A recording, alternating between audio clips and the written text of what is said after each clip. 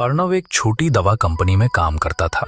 उसका काम था दिन भर इधर उधर घूमकर दवाओं को डॉक्टरों या दुकानों तक पहुंचाना। लेकिन उसने कभी सोचा भी नहीं था कि उसे इतना दूर किसी वीरान तामसपुर गांव में आना पड़ेगा।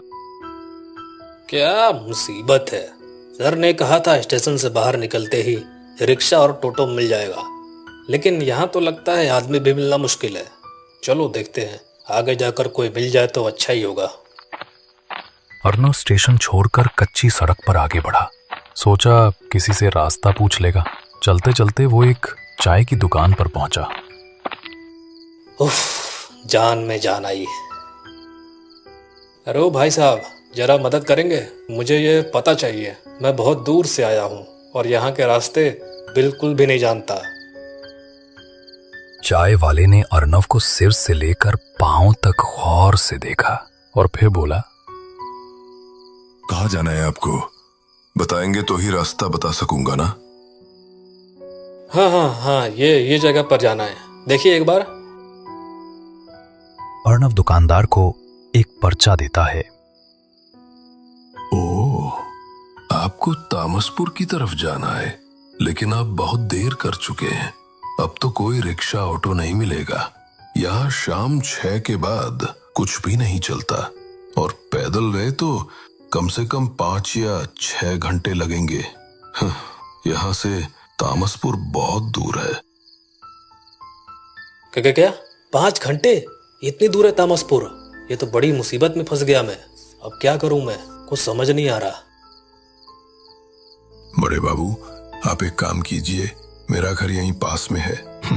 अगर आपको दिक्कत ना हो तो आज रात यहीं मेरे घर ही ठहर जाइए, फिर कल सुबह सुबह आराम से फ्रेश होकर निकल जाइएगा।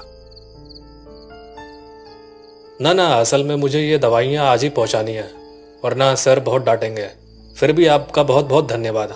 आपने तो फिर भी मदद करने की सोची, नहीं तो आजकल ऐसे मददगार लोग कहाँ मिलते हैं। अरे नहीं, इसमें कोई बात नहीं है, लेकिन जरा सावधान रहिएगा। रात के समय इन रास्तों में बहुत खतरा है। अच्छा ठीक है भैया, चलिए तो फिर मैं चलता हूँ।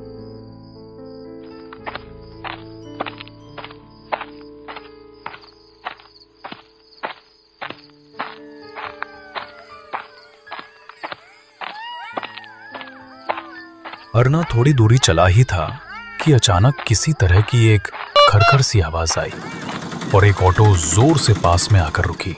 उस ऑटो को देखने के बाद अर्नव की हताश आंखों पर अचानक थोड़ी खुशी की चमक आ गई। उसे लगा कोई मदद मिल सकती है।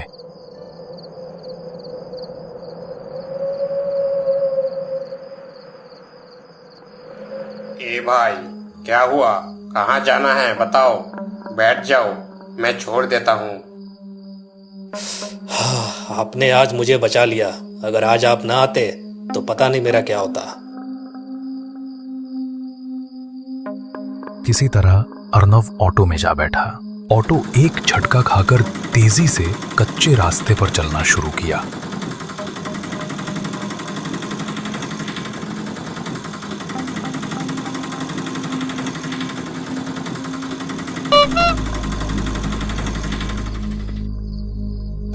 कुछ दूर चलने के बाद अचानक ऑटो ड्राइवर ने जोर से ब्रेक लगाया। अरे क्या हुआ भैया? ऐसे बीच और सुनसान रास्ते में क्यों रोक दिया? कुछ नहीं, आप बैठे रहिए, मैं जरा देख कर आता हूँ। ऑटो में दिक्कत है। इतना कहकर वो ऑटो से उतर गया और सड़क किनारे खड़े एक लंबे चौड़े आदमी के सामने जाकर खड़ा हो गया। अर्नव ने देखा दोनों के बीच कुछ बहस सी शुरू हो गई। थोड़ी देर बाद वो खड़ा अनजान आदमी सीधे ऑटो के पास आ पहुंचा। ओ भाई साहब, नीचे उतरिए, जरा देखूं कौन है। उतरिए जल्दी। क्या बकवास कर रहे हैं आप?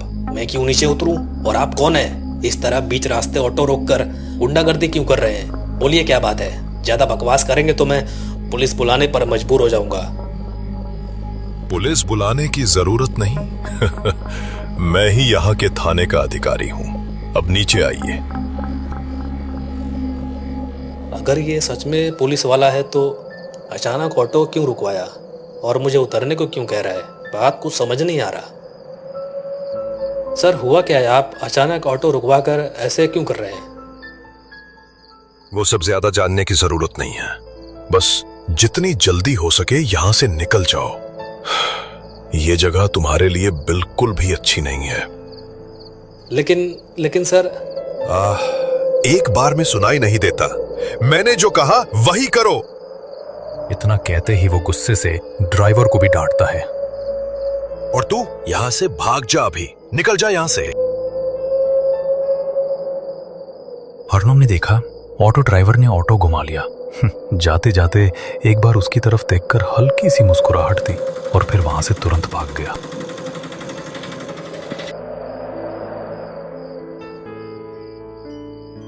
ये क्या हो रहा है? कुछ भी समझ में नहीं आ रहा।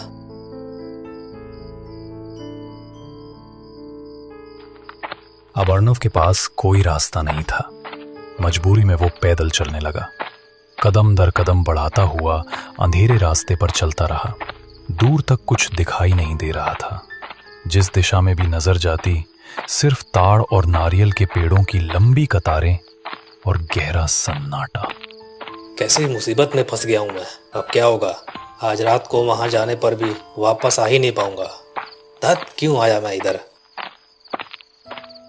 इन विचारों में उलझा उलझा वो चलता जा रहा था कि अचानक एक आदमी उसके रास्ते में आकर खड़ा हो गया। उस आदमी का चेहरा गमछे से ढका हुआ था और हाथ में एक बड़ा छुरा पकड़ा था। अर्नव डर से हिल गया। अब तू यहाँ से हिलेगा नहीं। जो कुछ तेरे पास है, टूटा फूटा जो भी है, सब दे दे। इतने सुनसान इलाके में उस डाकू को देखकर अर्नव एकदम हक्का बक्का रह गया। क्या हुआ? सुनाई नहीं दे रहा क्या तुझे? पैसा, सोना, मोबाइल जो भी है सब निकाल कर दे दे, नहीं तो ये चाकू तेरे पेट में घुसाकर 2 टुकड़े कर दूंगा। भैया विश्वास कीजिए, मेरे पास सोना चांदी कुछ भी नहीं है। थोड़े बहुत पैसे हैं, वो अगर दे दूंगा तो फिर मैं घर वापस कैसे लौट पाऊंगा?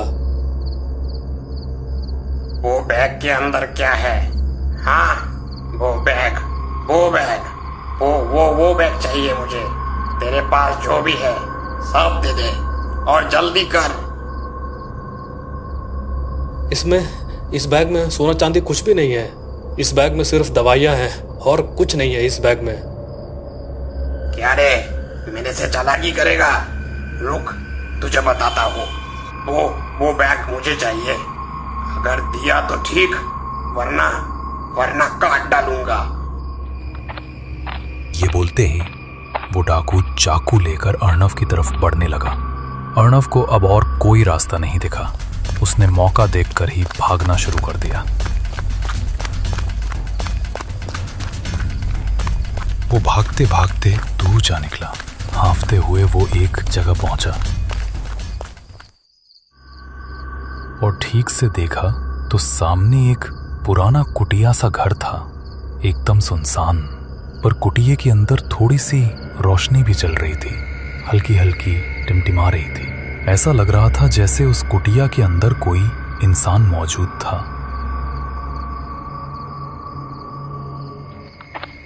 अर्नव कुटिया के दरवाजे पर जाकर खटखटाने लगा।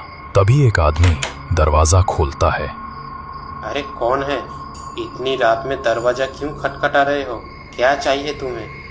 उसने सारी बात उस आदमी को खुलकर सुनाई। आदमी ने सब कुछ सुना और आखिरकार उसे अपने घर में ठहरने के लिए अनुमति दे दी।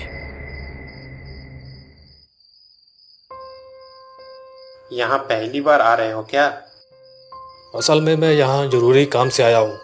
कुछ दवाइयाँ तामसपुर पहुँचानी थी, पर अब इतनी मुसीबत में फंस गया कि तामसपुर तक आज पहुँचना मुमकिन नहीं लग रहा है। अर्नव के बाद खत्म ही हुई थी कि तभी किसी ने जोर जोर से कुटिया के दरवाजे को थपथपाना शुरू कर दिया।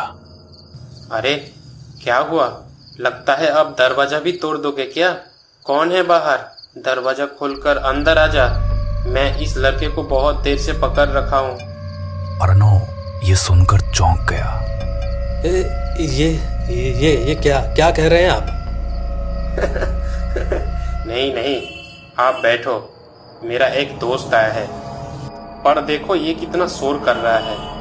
कह रहा हूँ अंदर आओ, फिर भी वही दरवाजा पीट रहा है।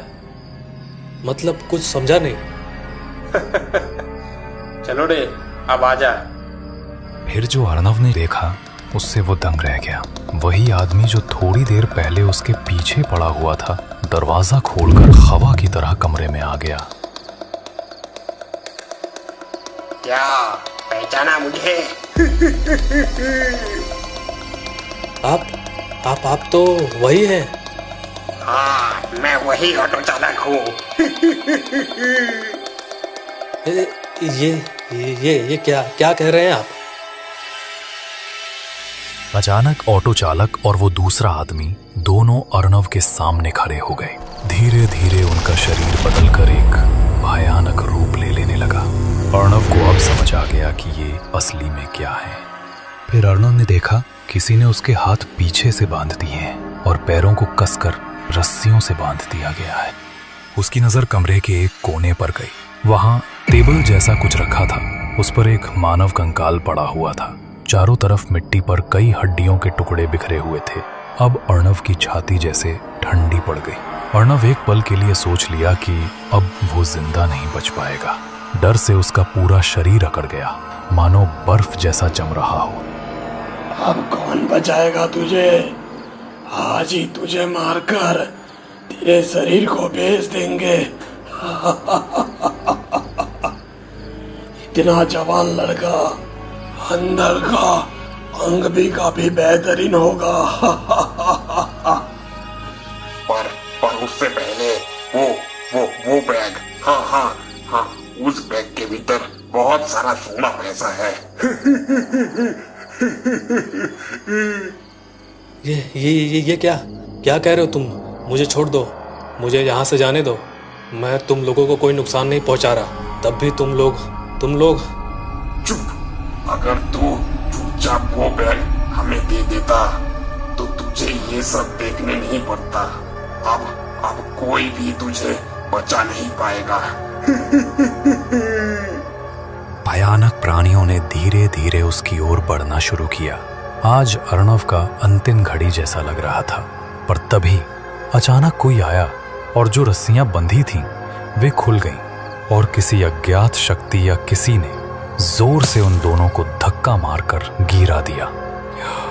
अर्णव ये सब बस खड़े होकर चुपचाप देख रहा था और तभी थोड़ी देर बाद उसने देखा कि वही पुलिस ऑफिसर वहां खड़ा था। वो अब पहले जैसा नहीं लग रहा था। पूरा मुंह भयानक और बदला बदला लग रहा था। उसके शरीर में जान नहीं दिख रही थी। आंख और सब कुछ बहुत अजीब लग रहा था। सब कुछ देखकर अर्णव पूरा हक्का बक्का हो गया। आप यहाँ? तुम यहाँ क्या करने आए थे? बार बार तुझे समझा रहा, समझ नहीं आता। बार बार तुझे मैं ऐसे बचा नहीं पाऊंगा। अब भाग यहाँ से, निकल जल्दी। लेकिन ये सब हो क्या रहा है? और ये लोग कौन है? और आपका ये हालत कैसे हुआ?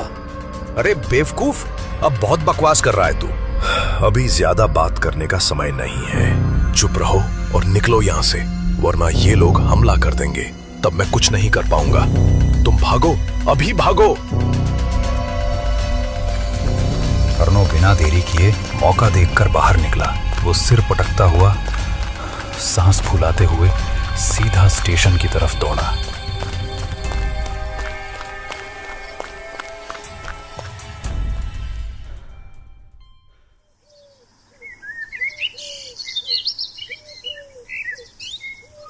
अगली सुबह जब अर्णव की आंख खुली तो उसके सामने वही चाय वाला खड़ा था, वही जिसने कल उसे आश्रय देने को कहा था। चाय वाले ने बताया कि वो सुबह दुकान खोलने आया तो अर्णव बेहोश वहीं पड़ा मिला। उसने उसे संभाला और बेंच पर लिटाया। ये लो बेटा, चाय पियो। अर्णव चाय की एक चुस्की लेकर दुकान वाले को सारी घटना बताई। कल मैंने कहा था कि तुम मेरे घर रात गुजारो, पर तुम नहीं माने। जब मैंने सुबह तुम्हें देखा तो लगा कि तुम्हारे साथ कुछ अजीब हुआ है। यहाँ पहले भी ऐसी घटनाएं हो चुकी है। तभी तो मैं आपको बार बार अपने घर रुकने बोल रहा था।